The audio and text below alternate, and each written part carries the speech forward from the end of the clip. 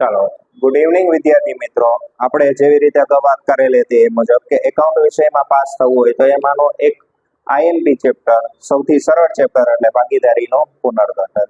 તો અગાઉ આપણે એક વિડીયો અપલોડ કરેલો છે કે જેમાં બેઝિક થિયરી આપેલી છે, એ પણ તમે જોઈ શકો છો. તો આપણને ખબર છે ભાગીદારીનું પુનર્ગઠન એટલે શું? જુદા જુદા કારણોસર ભાગીદારીમાં થતો ફેરફાર એટલે ભાગીદારીનો પુનર્ગઠન. ભાગીદારીનું પુનર્ગઠન થાય તો એના અલગ અલગ કારણો આપણને આપેલા છે. નવા ભાગીદારનો પ્રવેશ, જૂના ભાગીદારની નિવૃત્તિ, અથવા ભાગીદારો સ્વૈચ્છિક રીતે નફા નુકસાનના પ્રમાણમાં ફેરફાર કરે. સ્વૈચ્છિક રીતે નફા નુકસાનના પ્રમાણમાં ફેરફાર ક્યારે થાય? જ્યારે કોઈ ભાગીદાર છે એ પોતાનો પૂરતો સમય એ ધંધાને આપી શકે તેમ ન હોય ત્યારે સ્વૈચ્છિક રીતે નફા નુકસાનના પ્રમાણમાં ફેરફાર કરાવી શકે છે. હવે જ્યારે પણ ભાગીદારીનું પુનર્ગઠન થાય ત્યારે કોઈ ભાગીદારને નફો થતો હશે, કોઈ ભાગીદારને નુકસાન થતું હશે. જે ભાગીદારને નફો થાય છે તો એને લાભ થયો કહેવાય, જે અગાઉના વિડીયોમાં અપલોડ કરેલ છે. અને હાલમાં આપણે જે કોઈ પણ ભાગીદારને અગાઉ જે નફા ભાગ મળતો હતો એના કરતા ઓછો નફા ભાગ મળે તો ભાગીદારે ત્યાગ થયો કહેવાય છે. તો એ ત્યાગ માટે આપણે અત્યારે જોઈશું. તો પુનર્ગઠનને કારણે ભાગીદારને જે પહેલા નફા ભાગ મળતો હતો તેના કરતા જો ઓછો નફા ભાગ મળે તો તે ભાગને ત્યાગનો ભાગ કહે છે. પેલા જે નફા ભાગ મળતો હતો એને કરતા ઓછો નફા ભાગ મળે તો તે ભાગને શું કહેવાય છે? ત્યાગનો ભાગ. ભાગીદારને જે પ્રમાણમાં ત્યાગ કર્યો છે તે પ્રમાણને શું કહેવાય છે? ત્યાગનું પ્રમાણ કહેવાય છે. હવે ત્યાગનું પ્રમાણ નું સૂત્ર જે છે, ત્યાગનું સૂત્ર છે એ યાદ રાખવા માટેની શોર્ટકટ કીઝ આપણને આપેલું છે જૂન. જૂન એટલે અહીંયા જુ, અહીંયા ન. જૂનો ભાગ માઇનસ નવો ભાગ. ઓબ્વિયસલી વિદ્યાર્થી મિત્રો આપણે આ રીતે શોર્ટકટ રીતે યાદ રાખી શકીએ છીએ. ઉદાહરણ તરીકે હું એમ કહું કે વિદ્યાર્થીઓ જે છે પોતાની જે કંઈ પણ આરામ છે એનો ત્યાગ ક્યારે કરે છે? જૂન મહિનામાં વેકેશન ખુલે ત્યારે. રેડી? તો આ રીતે આપણે યાદ રાખી શકીએ છીએ જૂનો ભાગ માઇનસ નવો ભાગ. સામાન્ય રીતે નવા ભાગીદારના પ્રવેશ સમયે અથવા જૂના ભાગીદારના નફા નુકસાનના પ્રમાણમાં ફેરફાર થાય ત્યારે ત્યાગનું પ્રમાણ શોધવામાં આવે છે. હવે ત્યાગનું પ્રમાણ આપણે ક્યારે શોધી? કંઈક નવો ભાગીદાર આવે તો આપણને ત્યાગ થાય, અથવા જૂના ભાગીદારનો શું થાય તો કે નફા નુકસાનના પ્રમાણમાં ફેરફાર થાય ત્યારે ત્યાગનું પ્રમાણ શોધવામાં આવે છે. ત્યાર પછી વિદ્યાર્થી મિત્રો એક મોસ્ટ આઈએમપી પોઈન્ટ આપણે યાદ રાખવાનો છે. ખાસ નોંધ છે.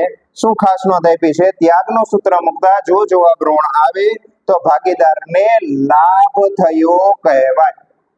ભાગીદારને શું થયું કહેવાય? લાભ. આ બોર્ડની પરીક્ષામાં આ જ રીતે લાભના સૂત્રમાં પણ ખાસ નોંધ આવે છે.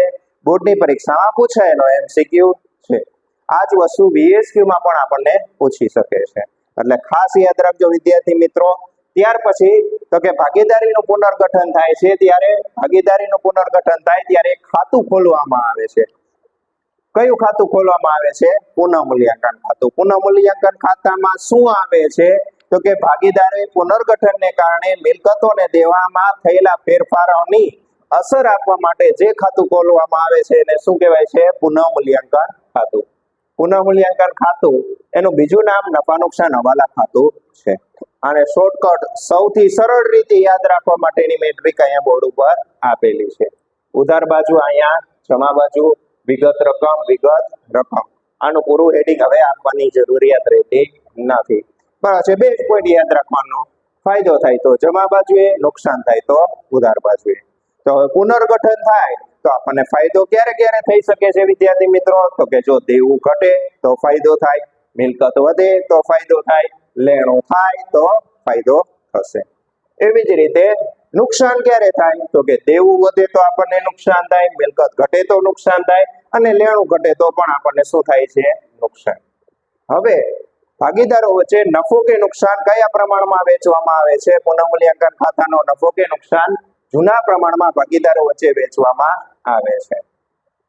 ત્યાર પછી વિદ્યાર્થી મિત્રો ખાસ ધ્યાન રાખજો, આપણે ગાલખાદ અનામતમાં મોટા ભાગના વિદ્યાર્થીઓને પ્રોબ્લેમ થાય છે. તો ગાલખાદ અનામત માટે ખાસ ધ્યાન રાખવાનો કે ભાઈ જે જૂની ગાલખાદ અનામત આપી હોય એમાંથી નવી પેલા ગાલખાદ હવાલાની બાદ થશે જો હોય તો. ત્યાર પછી ગાલખાદ અનામત હવાલાની બાદ કરવામાં આવે છે. આ જે તમે બાદ કરો છો અને જો જવાબ ઋણ આવે તો ભાગીદારને શું થાય? નુકસાન થાય. નુકસાન થાય તો કઈ બાજુએ આવશે? પુનઃમૂલ્યાંકન ખાતાની ઉધાર બાજુએ. તેવી જ રીતે જો જવાબ ધન આવે તો ભાગીદારને લાભ થાય છે, તો એની નોંધ કઈ બાજુએ કરવામાં આવે છે વિદ્યાર્થી મિત્રો? તો કે જમા બાજુએ કરવામાં આવે છે. રેડી? તો આ જ રીતે આ નેક્સ્ટ વિડીયોમાં આપણે લાભ અને ત્યાગના દાખલા જોવાના છીએ.